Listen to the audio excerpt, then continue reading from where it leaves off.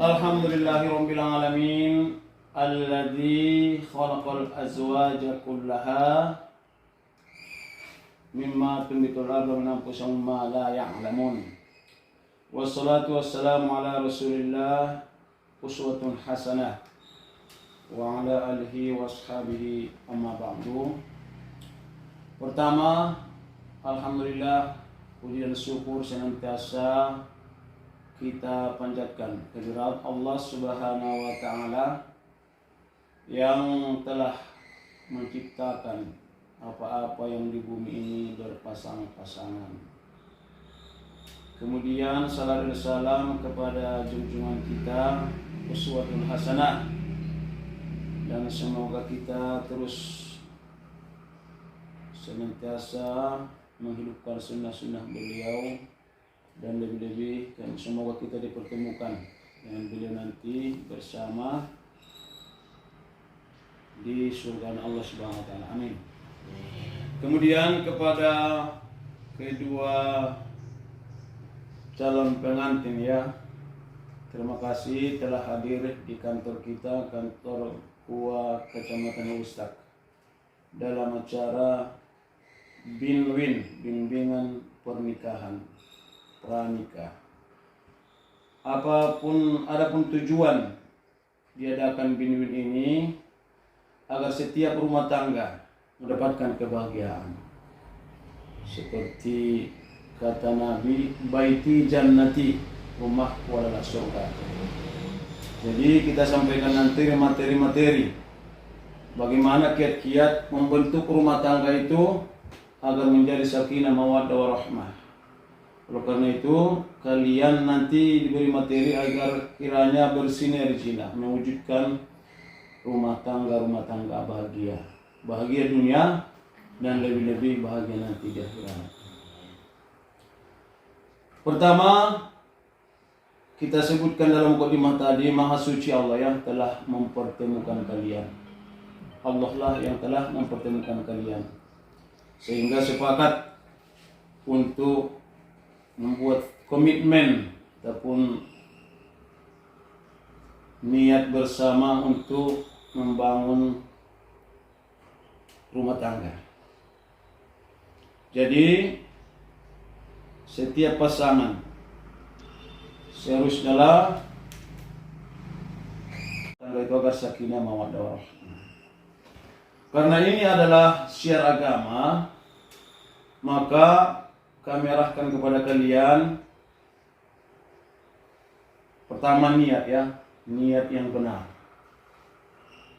Apa komitmen Anda, apa tujuan Anda menikah? Kami sering di sini kami tanya kepada calon pengantin, apa niat Anda?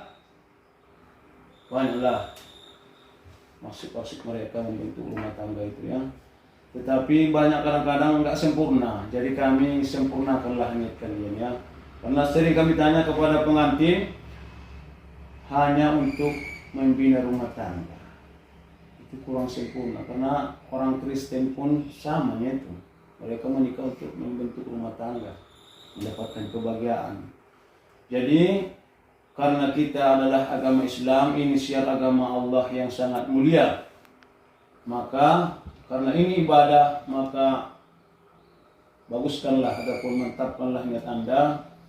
Pertama, menikahlah kalian sebagai bukti ketaatan kepada Allah Subhanahu wa taala ataupun kepada syariat agama Islam. Dalam arti menikahlah kalian karena Allah dan mengikuti sunnah Rasulullah. Itulah niat yang benar, ya. Jadi setelah niatnya bagus, maka di sini ada materi-materi yang sebenarnya pengetahuan dasar agama Islam. Seharusnya setiap pasangan itu mengetahui tentang agamanya. Karena agamalah termasuk salah satu faktor utama bagi calon suami dan istri untuk membentuk rumah tangga yang sakinah mawaddah warahmah.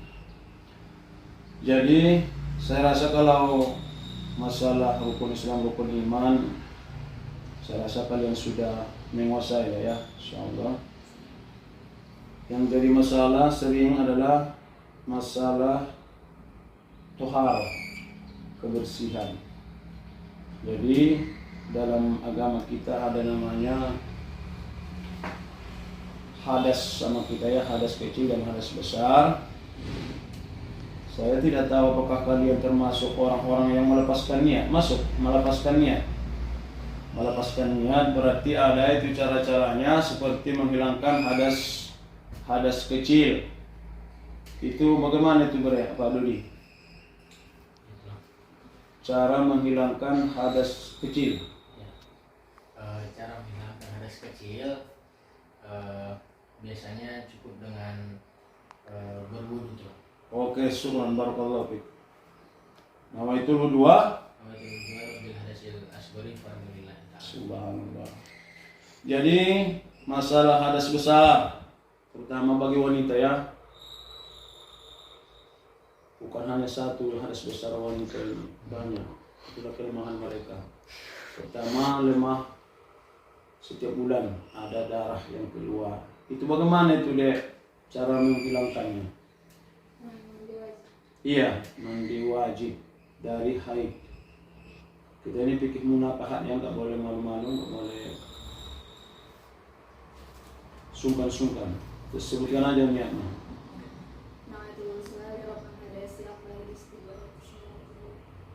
Nawaitul ghusla li rabbil hadasil.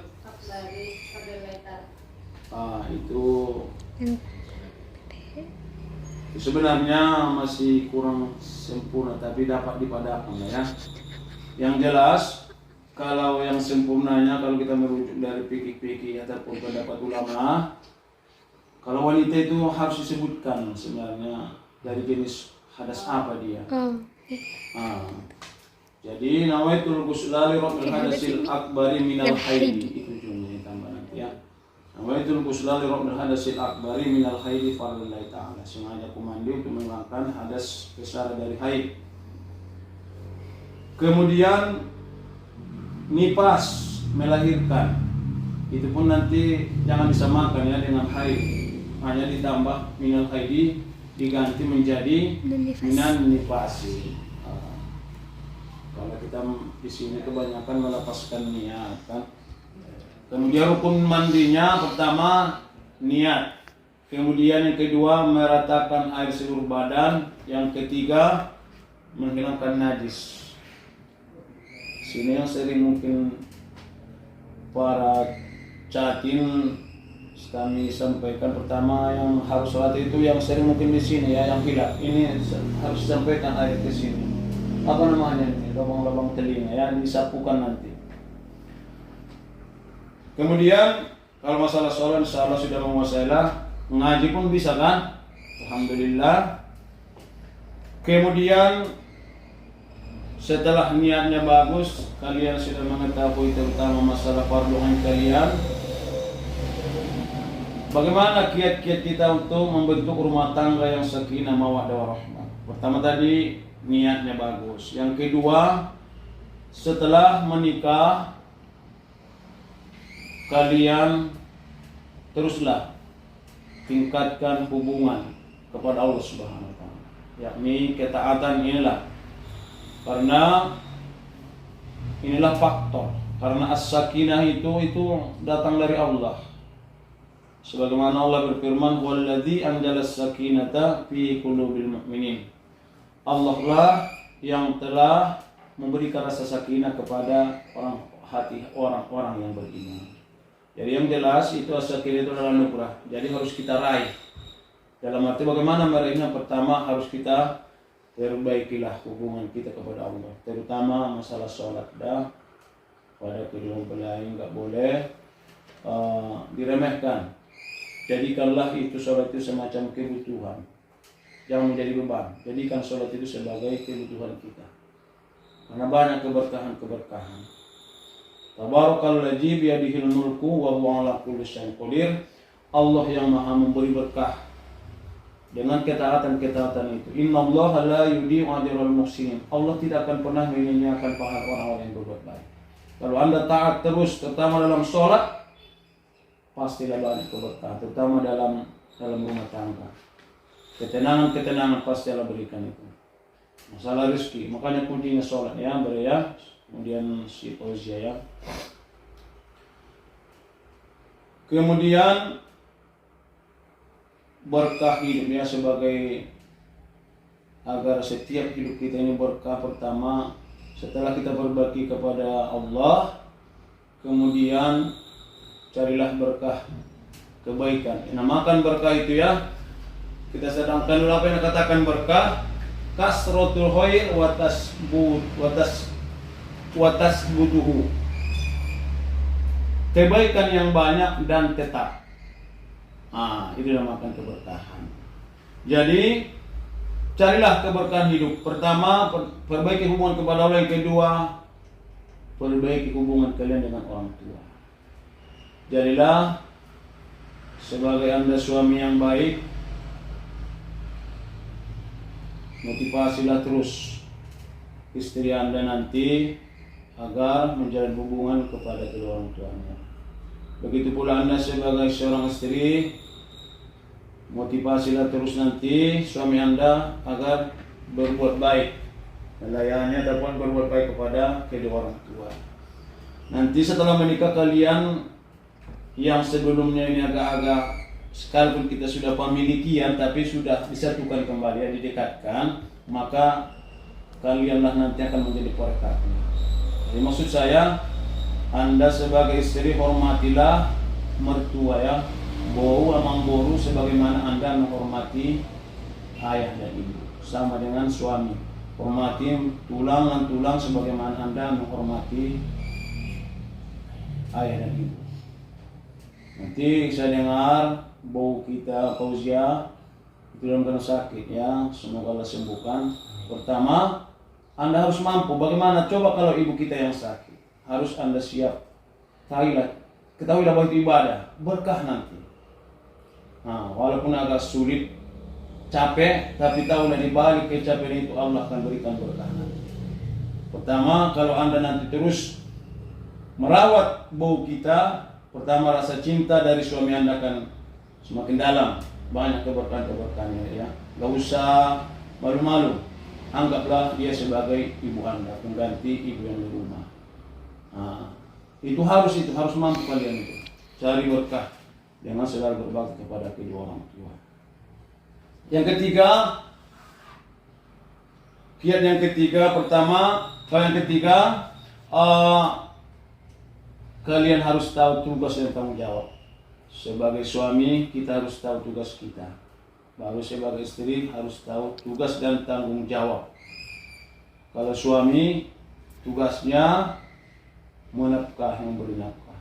Ar-rijalu qawwamun 'alan nisa, laki-laki adalah pemimpin atas wanita. Maka tugas kita selain pemimpin makmumlah memberi nafkah, menyayangi dan melindungi. Terutama melindungi dari neraka. Luar biasa. Setelah nanti dinikahkan, maka tugas kita lagi sebagai suami melindunginya dari dunia bahkan sampai akhirat nanti, terlebih-lebih kepada jurang neraka. Kemudian sebagai seorang istri, tugas Anda, jadilah Anda sebagai istri yang solehah, yang selalu setia melayani dengan kasih sayang kepada suami Anda. Dalam arti wajib taat dalam hal-hal yang ma'ruf. Ketahuilah apa yang Anda perbuat untuk melayani suami Anda itu adalah merupakan ibadah yang sangat besar nilainya. Nanti surga Anda nanti sudah beralih kepada suami. Maka perhatikanlah Anda bagaimana Anda menjalin hubungan baik ataupun melayani suami Anda, maka seperti itulah surga Anda nanti. Maka gak usah malu-malu ya.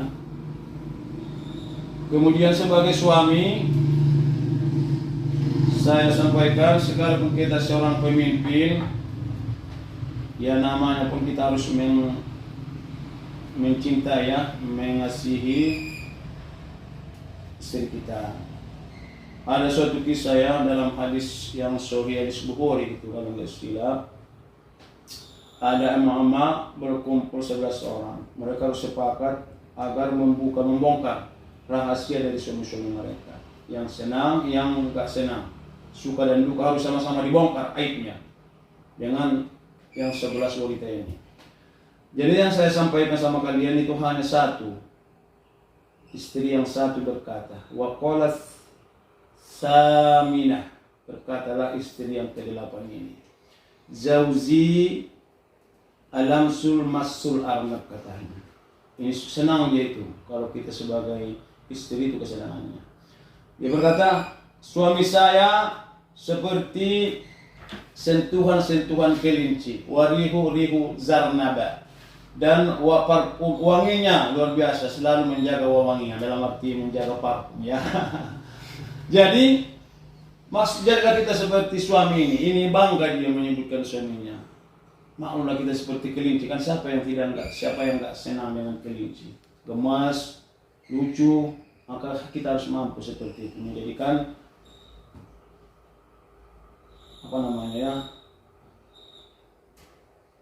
kecintaan dan melahirkan kecintaan kepada suami kita, kepada istri kita. Yang terakhir dia katakan aglibuni, dia selalu mengalah kepada wa yaglibun nas, dan manusia selalu mengalah kepada. Itu kelebihannya. Aglibuni wa yaglibunan nas. Suamiku ini kalau sama aku dia selalu mengalah. Tapi kalau orang-orang lain selain aku selalu mengalah kepadanya. Jadi apa maksud kita ambil di sini, Bre? Kita sebagai suami harus banyak mengalah kepada istri, terutama asibuan ya. Enggak, sebenarnya gitulah, itu wasiat dari Rasul itu. Sebagaimana perkataan Muawiyah ya, radhiyallahu anhu berkata masalah wanita, yaghlibunal kiram. Itu wanita itu akan mengalahkan orang-orang yang mulia, orang-orang yang baik. Wa yaglibunal am, dan wa yaglibunnal am, dan wanita itu akan dikalahkan orang-orang yang buruk akhlaknya. Jadi kata Muawiyah ini, kalau kita sebagai suami yang soleh selalu dikalahkan ataupun selalu mengalah kepada istri kita. Karena terkait dengan perintah Nabi, wastausu bin nisa'i khaira. Saya berwasiat kepada wanita selalu berbuat baik. Fa innahunna khuliqna min dilak. Karena wanita diciptakan dari jantung ya, dari kiri yang bengkok ya, dari rusuk kiri kita yang bengkok. Itu harus sebagai suami kita ketahui memang mereka sudah punya ujung. Jadi kata Muawiyah tadi, kalau kita sebagai ciri suami yang baik itu katanya selalu mengalah kepada istrinya dalam hal-hal ataupun situasi yang tergantunglah ya, yang saatnya kita mengalah. Contohnya dalam rumah tangga, pemanya dalam rumah, kadang-kadang istri kita menginginkan cat rumah itu, kalau saya yang beginilah suka, saya yang putih ataupun yang hijau, kita mengalah saja. Begitu maksudnya, karena istri yang tinggal di rumah lama. Jadi itu tambahannya kepada suami, selalulah mengalah dalam hal-hal yang baik. Kemudian sebagai istri, karena kita bicara tadi rumah tangga itu adalah surgaku kata Rasulullah, maka sebagai seorang istri harus mampu lah ya, Anda menjadi bidadari untuk suami Anda. Maklumlah bidadari, dia harus setia, taat kepada suaminya. Dengan rasa cinta dan bahagia dia melayani suaminya dalam hal-hal yang ma'ruf juga. Jadi sebagai suami istri harus tahulah, pertama bagaimana kita menjaga penampilan agar selalu begitu dipandang suami saja sudah tenang dia, sudah suka dia sama kita. Dalam arti bentuklah rumah tangga Anda sebagai istri agar suami Anda selalu merasa di surga di rumahnya. Kita di sini kasihan sama orang-orang kampung di sini ya, kasihan istri. Jam-jam 12 baru suaminya pulang ke rumah. Itu kasihan istri. Tapi mungkin istri pun kurang tahu dia bagaimana mengikat suaminya agar betah di rumah. ini makanya bin-bin ini kita adakan. Aku kasihan kalau melihat rumah tangga di sekitar kita ini. Jadi tugas kita ya sebagai istri harus tahu bagaimana mengikat. Sebagai contoh saja lah ya, ada suatu perkataan walaupun dalam TikTok, kenapa suami lebih senang minum kopi di warung daripada minum kopi di rumah ataupun daripada di rumah? Ada jawabannya, karena suami begitu datang dia ke warung, langsung yang punya warung nanya, mau minum apa bang? Yang manis atau yang pahit? Beda kalau datang ke rumah, dari mana bersama siapa. Jadi nanti sebagai istri Anda harus terapkan itu ya, karena itu ibadah. Buat rumah tangga nanti sebagaimana surga untuk suami Anda. Tenang dia di situ, enggak ada pikirannya ke warung-warung. Dengan cara begitulah, kalau dia datang mau minum apa bang? Nah, jangan ditanya dari mana dulu, tunggu dulu tenang baru. Nah, itu poin yang harus Anda ingat itu. Pertama, adapun saya kurang melengkapi tadi ya, kenapa kita diadakan bin-bin ini? Pertama, agar setiap rumah tangga mendapatkan kebahagiaan. Yang kedua, negara sangat menginginkan, karena 40 tahun ke depan insya Allah generasi yang seperti kalian ini yang akan memimpin bangsa ya. Maka negara sangat mengharapkan agar lahirlah generasi-generasi yang berkualitas. Makanya sebelum itu maka orang tuanya dulu kita bentuk karakternya, kita cetak, kita berikan materi-materi. Kemudian agama lagi, luar biasa, siapa nanti akan meneruskan menjaga agama ini? Maka kalau bukan dari anak-anak kalian nanti. Jadi banyak sekarang orang tua tidak memikirkan itu. Banyak suami istri tidak tahu tugas dan tanggung jawabnya. Jadi perihal masalah tugas suami, Anda harus mampu menjaga dia pertama dari dunia bahkan sampai neraka. Jadi kepada suami, tugas Anda jagalah akhlaknya, didiklah, kalau masih kurang agamanya didik terus. Pemanya kalau di sini saya nggak tahu, alhamdulillah si Fauzia ini sudah punya pendidikan, alhamdulillah. Insyaallah mungkin sudah tahu lah dia ya kewajibannya. Terutama tapi ada kalanya dia terpengaruh juga dengan lingkungan. Pemanya kalau di sini kan kalau jam 5 sore mungkin ada pun jam 10 pagi, biasanya itu emak-emak kumpul-kumpul kebo yang buka-buka kepala, nggak nutup aurat. Itu sebagai suami harus kita didik, kita sampaikan, jangan buka aurat Anda.